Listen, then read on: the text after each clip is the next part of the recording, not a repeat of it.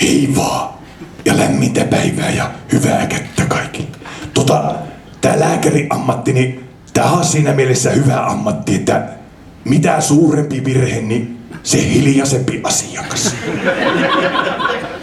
Justi se jo.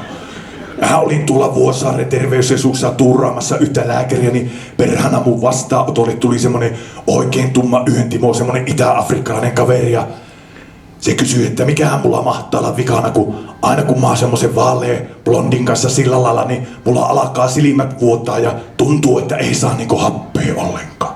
Mä ajattelin, että onpa pojalla outo sairaus ja tutkin sitä vähän aikaa ja tein sitten diagnoosin, niin kaveri oli allerginen pippurisumutteen.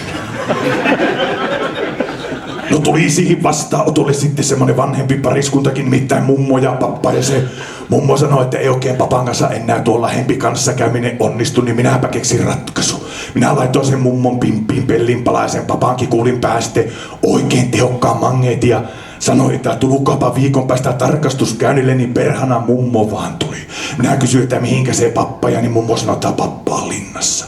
Mä otan, älä helekutissa, mitenkä siinä niin pääs käymään, niin mummo sanoi, että me oltiin papan kanssa uimahallissa uimassa.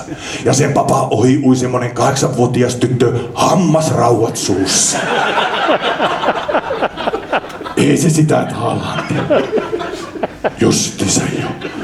No olin minä semmoisessa kauneusleikkauksessakin mukana, nimittäin 7. kertaa tuli yksi nainen minun vastaanotolle ja sanoi, että voidaanko myö vielä kiristää tuota leukkaa, niin minä sanoin, että jos myös sitä vielä kerran kiristetään, niin teillä on siinä parta.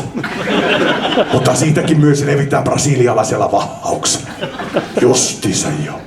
No tuli sitten semmonen oikein vanha mummo ja se sanoi, että minulla on kurkkukippe. Niin minä sanoin, että sanokaapa aa. Ja mittailin mummolta kuumeet ja kaikki ja sanoin mummolle, että kyllä se on virus. Niin mummo sanoi, että ei minun virus mitään vikkaa, kurkku minulla on kippe. Justi se jo.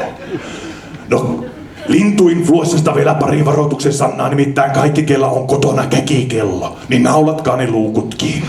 Ja kella on kesämökki ja siellä se kurkihirsi, niin saatkaa se helekuti äkkiä moottorisaala poikki. Ja jos joku hakkee tätä tänä iltana lokkivalssille, niin älkää lähtekö. Ja niitä pyryharakoita, niitä pitää varoja sitä ilolintuinfluenssaa. Mutta äijät, jos sattuu käymään niin, että heräätte semmoisen tukevamman puoleisen pyryharakan vierestä, niin pitää muistaa, että isossakin tynnyrissä se on tapireikä pinnassa. Kiitoksia.